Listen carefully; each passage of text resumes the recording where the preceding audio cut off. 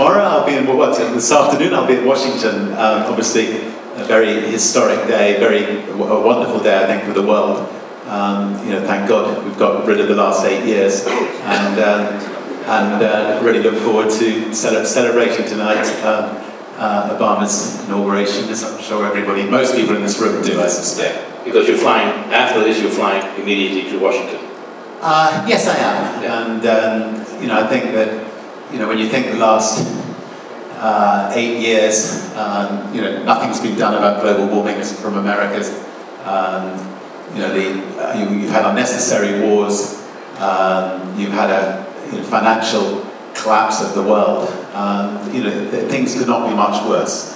And now we have a new president who I think most of the world respects enormously. We all want to help him, and I think we can. The world can now start resolving conflicts. I mean, if you've got conflicts, nothing works. Education doesn't work. Health doesn't work.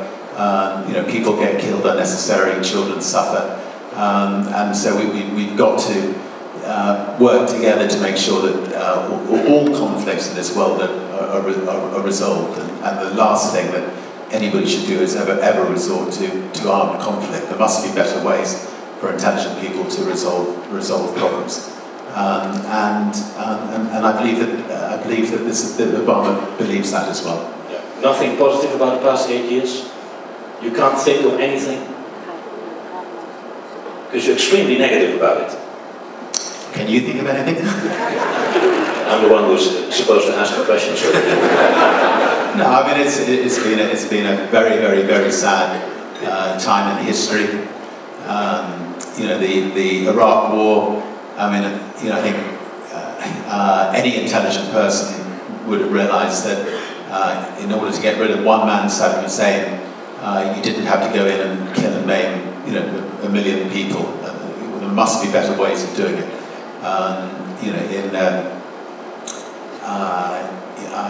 In Africa, when Idi Amin was creating horror stories in Uganda, a group of elders went in and saw him, and they managed to persuade him to go and live in Saudi Arabia. I'm certain that with a bigger effort, that Saddam Hussein could have been persuaded to go and live in Libya if he'd been guaranteed safe passage there. So I just hope that in future years, man can be more intelligent about these things. In many ways you're unique, but there's one way in which you're really extremely unique, because you once sold one of your first companies for $1 billion, and you were so sad about it that you started crying. That's strange. Well, I mean, a company isn't really a company. A company is the people that run that company, and I built the largest independent record company, and it had wonderful artists, the Rolling Stones, Janet Jackson, Phil Collins, Sex Pistols, and we'd started an airline, Virgin Atlantic, and we were British Airways decided to drive us out of business, and they resorted to incredible dirty tricks, from everything from having people going through my rubbish bins at my home to see if they could find any dirt on me. Absolutely the case, yeah. Absolutely the case, to going through the rubbish bins of our clubs to see if they could find any needles in them, to tapping into our computer information and so on. And we took them to court, and we won a very famous court case against them. But in the meantime, we needed to sell something to protect the Virgin Group, and we sold the record company. Money was never been a motive of mine for running businesses. It's been I've created businesses that I can be proud of. Businesses that hopefully will make a difference. And obviously, you've got to try to make sure that the bills are paid. So, getting $1 billion is pleasant because it helped protect the airline. But I'd much rather have kept the record company. Yeah, you didn't need all the money for the lawyers, probably. Well, fortunately, the British Airways paid for legal costs. In the end, but you didn't know that before. That's very interesting, because you say these days my main target is maybe not being the biggest company in the world, but a respected company. You really want to be a respected company. Well, I mean, your reputation is all you have in life, and you know, whether you're a company or whether you're an individual, and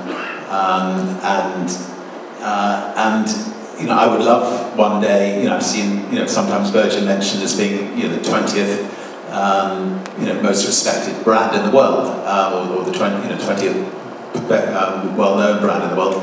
Yeah, I'd like it to be #1 best, most respected brand in the world. That would be a business accomplishment that we'd love to try to achieve. And so everybody who runs each individual Virgin company zealously protects the brand. You know, make sure that you know, that we look after those people who come into contact with the brand. Make sure that we offer great value for money. Make sure that, you know, we do things with, you know, sort of panache and style that maybe some other companies don't do. Yeah. And equally, you know, we use the resources from the Virgin brand to try to, you know, tackle some of the intractable problems of the world, which I think is the right thing to do, but it also is a great motivator for all the people who work for Virgin. You left school when you were 15 years old. You started a magazine, a student magazine. You gave advices to students. I've just seen a documentary that the BBC made out of you when you were 20 years old only. Very intriguing, with glasses like this. The most important question is, what made you so successful? Do you really have an explanation for it? If someone wants a simple answer to it. Well, I think that the key to success, I suspect, is being, you know, being good with people, being good at motivating people, you know, being good at inspiring people, creating something that the people who you are working with 100% believe in, and if you create something, it's going to make a real difference to people's lives. And you know, so you know, when we're looking for new people to work at Virgin, we look for people who are really good with people first, and if they're good with people, well, we believe that they can get a great team around, and you know, if you've got a great team, you can pretty well achieve anything.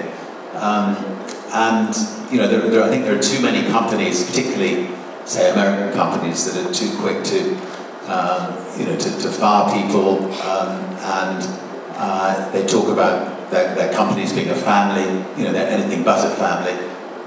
But you know, you've got to really strive to think of, you know, everybody who's working in the company, you know, as if they were your brother or sister, and the last decision should be to ask somebody to leave. You've got to try to do everything you can to avoid that. Yeah, so it's extremely important to deserve the loyalty of your staff, for example. How do you do that?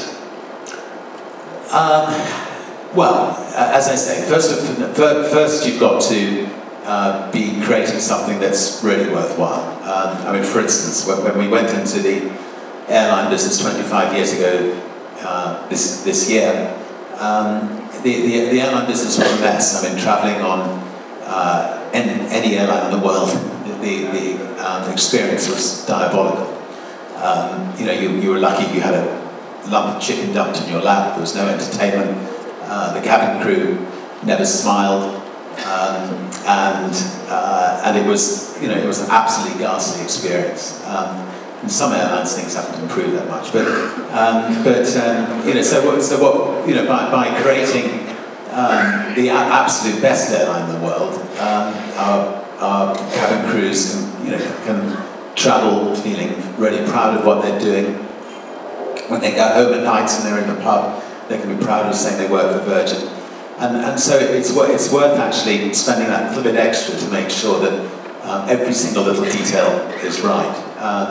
Even down to the salt and pepper pots. I mean, for instance, you know, it's good to make people smile. We had these little salt and pepper pots which were like a Dutch windmill, and people kept on stealing them. And the accountant said, "Well, we should take them off the planes because they keep getting stolen."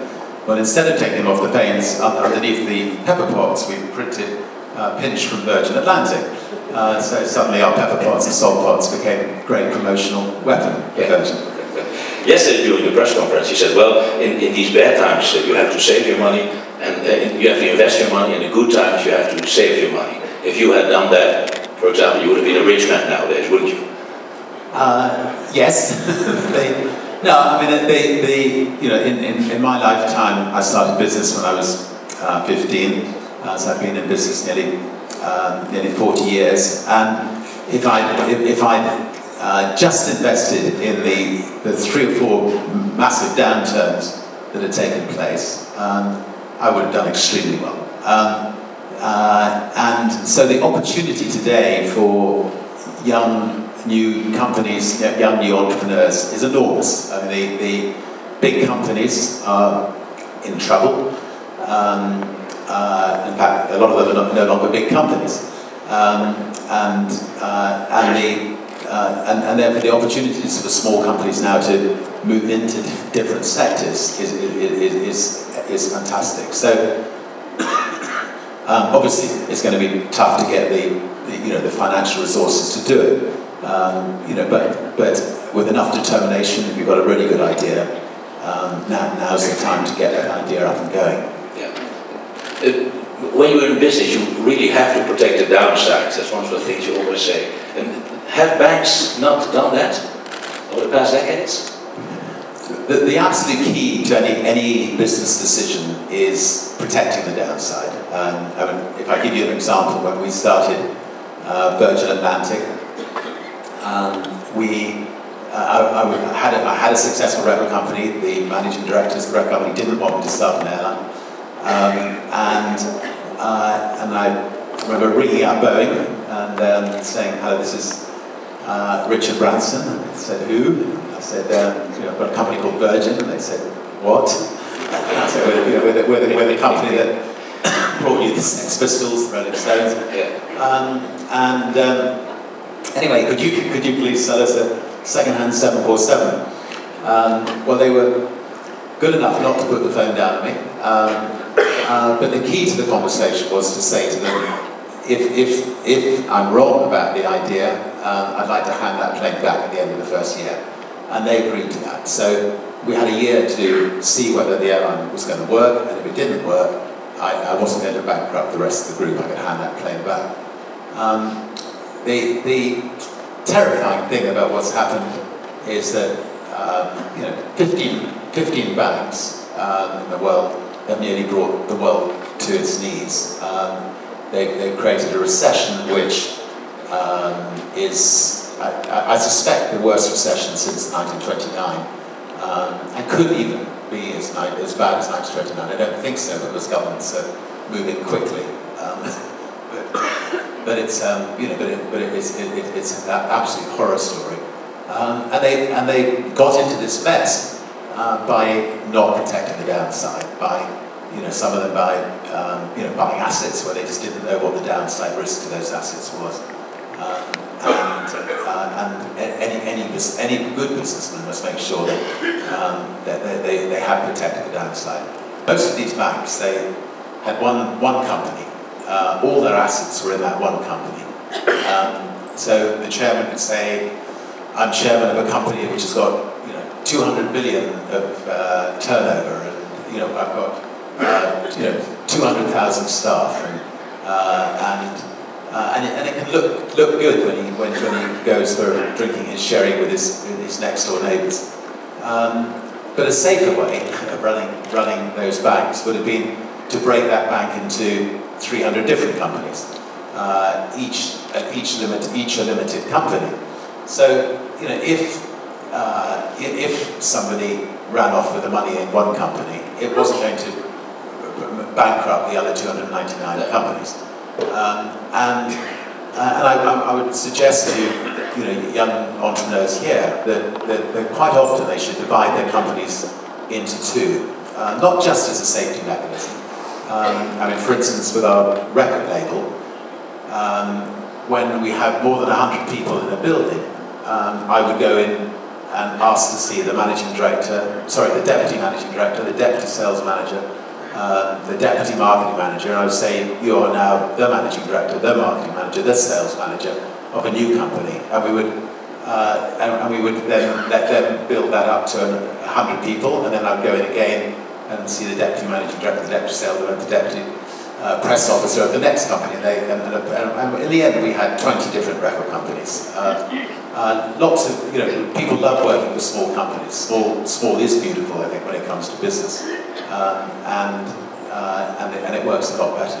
So protect your downside. Small is beautiful, and you have to be brave, because you say to be brave is very important. You do that with your balloons and with your ships and so on, across the oceans. And you once said the two cautions maybe haven't even lived. Be brave is step number 3. Can I say that? Look, if you're going to be entrepreneurial, you've got to make bold, brave decisions sometimes. And I mean, I've talked about protecting the downside. I often in my life broke that rule. I mean, my wife sometimes didn't know when I asked her to sign a piece of paper that it was actually mortgaging the house for the 8th time. So rules are made to be broken. Obviously, ideally you should protect the downside, and you shouldn't mortgage your house as a last resort. No, I mean, obviously, some of the great fortunes are made by people doing things against what people would believe to be sensible. I mean, when I went into the airline business, Lord King, who was head of British Airways, said that he's too old to rock and roll, too young to fly. He hasn't got a chance, which is amusing. But obviously I was determined to prove him wrong. And I remember somebody else said that the easiest way to become a millionaire is to start off as a billionaire and go into the airline business.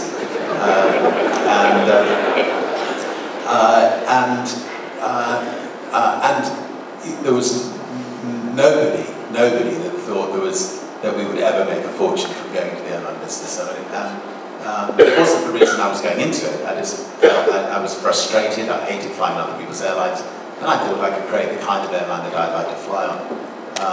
As it turned out, because Virgin Atlantic, won all these awards, we'd made a $1 billion out of the airline business, so we backed the trend. I've so often impressed that there's many more times a personal motivation behind what you do. You just talk about the airline business, because when your father, for example, needed a hip replacement, you suddenly went into hospitals and so on. You wanted to change the situation there. Does it help if there is this strong personal motivation? I don't think there's much point in doing something unless you have a strong personal motivation. Because otherwise, if you just go into something to try to make money out of it and you've got no personal interest in it, I don't believe you'll succeed. So I think you've got to believe that you can, change a sector, change an industry, and you've got to feel absolutely passionate about it. Since you mentioned it, hospitals around Europe have got MRSA and C. difficile and some horrendous diseases, and it's frightening to go into hospital today. I've decided to take on a role as vice chairman of the Patients Association to try to see if we can use our entrepreneurial skills to think of ways of stopping these diseases in hospitals. And so I think sometimes a good entrepreneur can look at social problems and see things differently than somebody from the social sector. They can use their entrepreneurial skills to work out ways of tackling these issues. Now, where are the opportunities these days? The oil prices collapse, maybe not forever. Is there a big opportunity now in clean energy, for example? What do you think? We have to be quick then, or not? Because the oil price will go up again. I'm absolutely certain that entrepreneurs worldwide, it'll be the new internet boom, clean energy, and for the sake of the world, the more entrepreneurs that invest in clean energy, the better. I think in the next year or two, it's going to be tough because oil prices are going to stay very low because of the global recession. But because oil prices are low, a lot of people will not be investing in clean energy. A lot of people are not going to be investing in new oil wells. And suddenly, when India and China start booming again, which they will going through the roof, and people who've invested in clean energy could do extremely well out of that. We've just done a study on, when are we going to start running out of oil? And in about 2013, 2014, the demand for oil will exceed supply. And just as we're coming out of this recession, we could suddenly find $150, $200 a barrel for fuel, and that could put us back into another recession. So it's imperative for those reasons and also for the global warming reasons that everybody invest in clean energy and everybody try to wean themselves off dirty fuels and get into clean fuels. And even just a little thing, I mean, and every time I come into my hotel room the last 2 days, the television, someone's turned the television on, they turn all the lights on, and I go around trying to be a good boy and turn them all off again. But we've just got to get into that mental mindset of cutting back as much as we can. 3 more questions before we go to the questions of the audience for another 10 minutes. What was the hardest decision you ever had to take, Sir Richard? Is there one specific decision that you consider as the most difficult one? Well, after September the 11th, we lost $200 million in 4 weeks, and we had our planes stuck in America, all over the world, and we had to sit down with Virgin Atlantic workforce, and we had to ask some of them to go, and we managed to do quite a lot of form of job sharing, and we promised them that once things started getting better, we would take them back on again. Most of them, we did take back on. In fact, everybody who wanted to come back on, we managed to take back on within about 12 months. But I think asking anybody to go is extremely difficult, and it should be difficult. I mean, ideally, if you're running a company, you should do it yourself, but it's never easy. To illustrate the span of your activities, one day there's a beautiful anecdote. You were sitting in the bath, I think, and Nelson Mandela was on the phone. What was his question to you? Or is it too intimate a question? No, it wasn't that intimate at all. I was sitting on my own in the bath.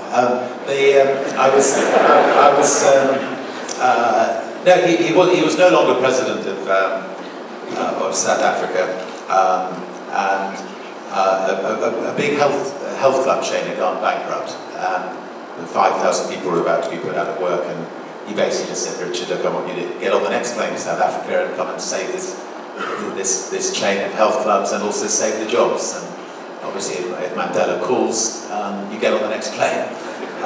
And he's become, I've been very fortunate. We've done a lot together. He's become a very special friend.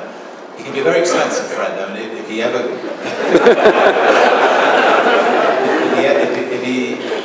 comes to lunch, you have to.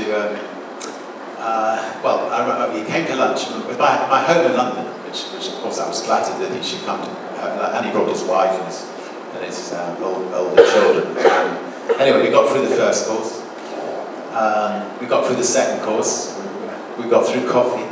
And I thought, I've got away with it. It hasn't cost me a penny. And then he turned to me and said, well, Richard, last week I had lunch with Bill Gates, and he gave me $50 million. But anyway, he's always campaigning, never for himself, always for other people. Nevertheless, it does help when we need your help that we call you when you're taking a bath. Maybe that's a secret. Well, let's see whether any questions from the audience. Krijgen we die ergens op het scherm te zien? Zijn er vragen in sms? U kunt het nu ook nog doen. You might want to just if we've turned the lights on, we can just talk. If you prefer that, yeah. Let's see if one ask questions face to face with us. Is er iemand die dat durft? Oh, there's already a question. Well, let's try this one, Sir Richard. Why not? What's your opinion on ICT as a means to solve global economic, social, and environmental issues? And to solve my problem as well. I think there should be one rule in life, and that is that that names should always be spelt in full, and we should ICT is what ICT. International climate. I'm afraid so, yes. International climate. What's the T? What's the T for? Oh, good, you don't know either. Technology. IT and communication. Anyway, look, can we move on to the next question? Okay. What is it? All right, move on. Okay. He'll send you a mail to have the answer. What's the thing you regret most in life? Well, I honestly, I think I'd be a very sad person if I regretted anything. I have, the best life ever.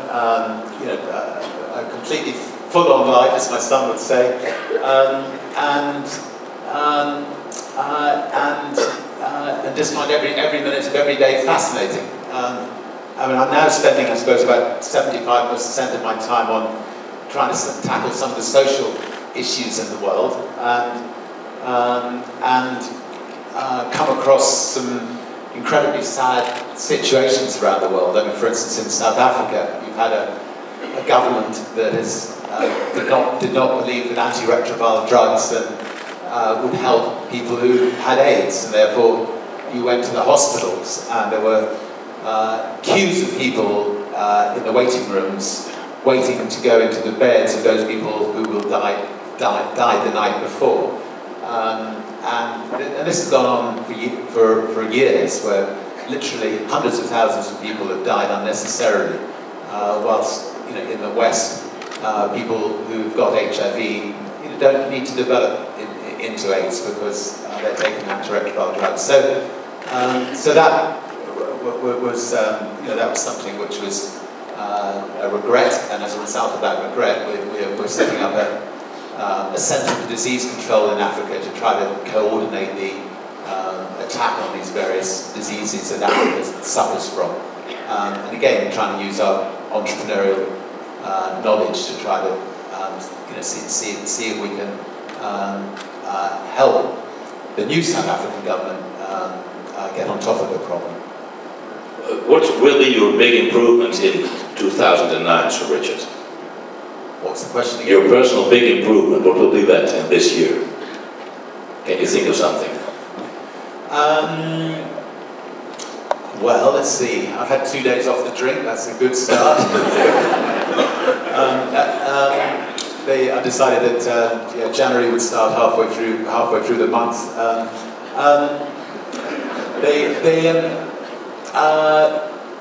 The personal big improvements. I don't know. I mean,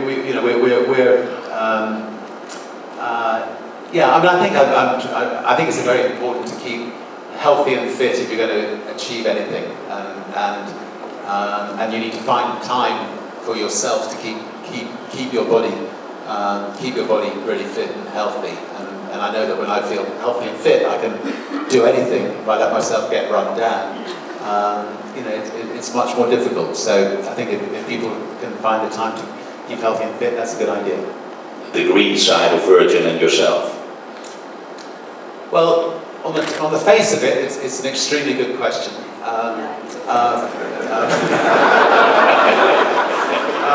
Fortunately, I have an answer for it.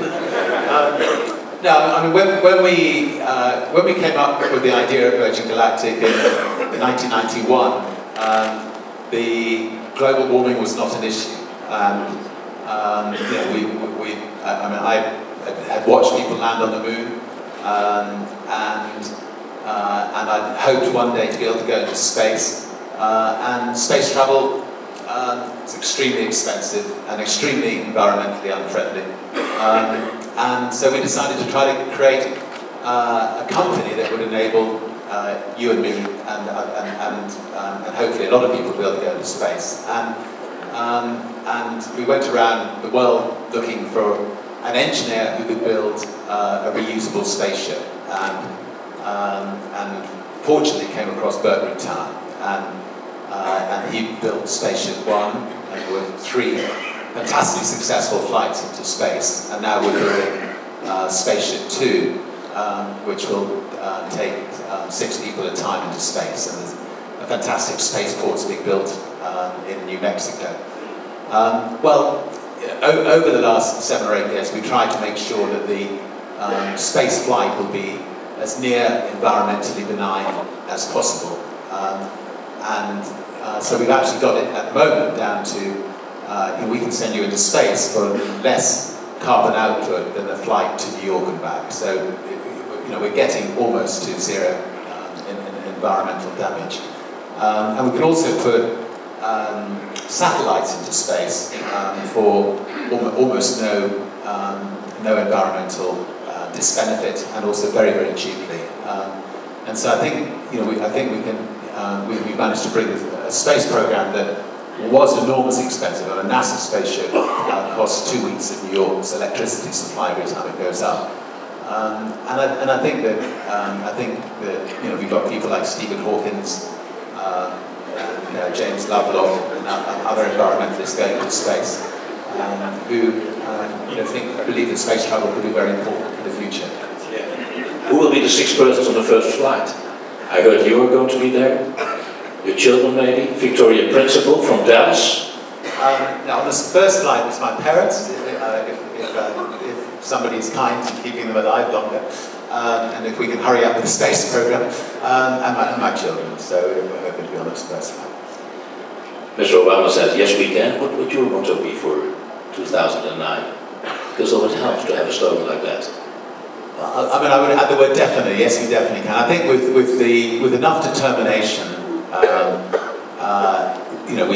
we can make a difference. I mean, if you just take, Japan, that got into a similar situation to the world. It has stagnated the last 20 years.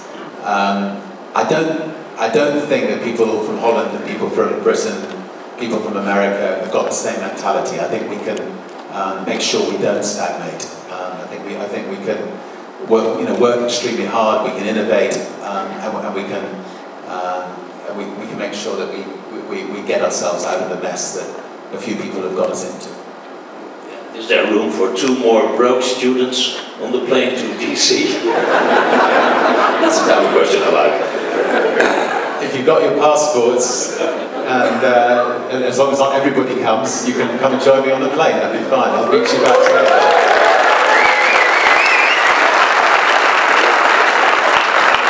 Well, the time's running out. Pretty much everybody in the world wants to be Richard Branson. Maybe you're not aware of it, but it's the case. A very successful businessman with a loving family. Hardly any enemies. We have hardly any enemies. You're still your own hair at 58. And you get all kinds of cool things that you do. But is there also a downside to being Sir Richard Branson, or not? Because you have to protect your downside.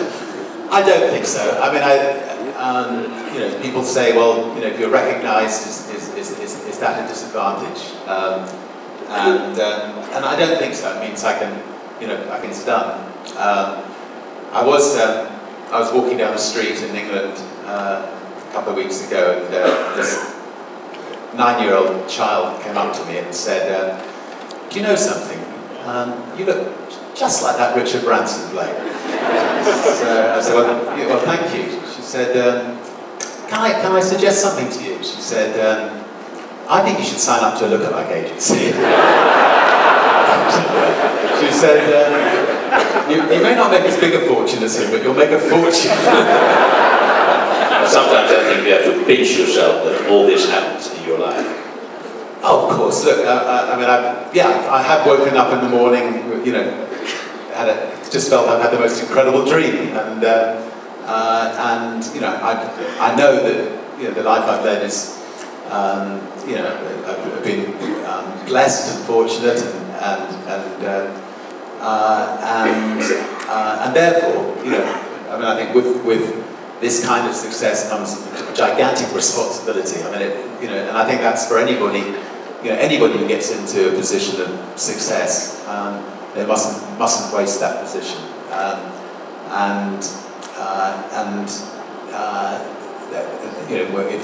Wealth, enormous wealth. Capitalism has its faults, and that it does bring enormous wealth to a few people. And it's just essential that those people put that wealth back into society, whether it's creating new jobs or whether it's tackling some of the bigger problems of the world.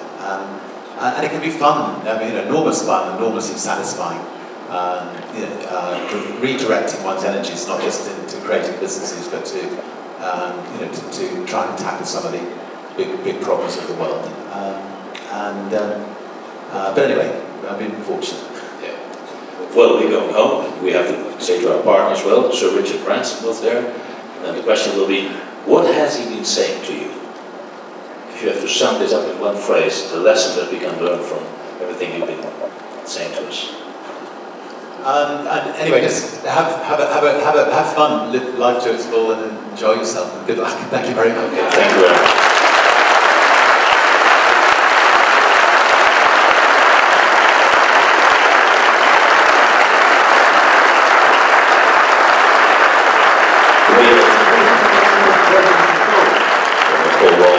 Als je in bad zit, dan weet je meteen dat.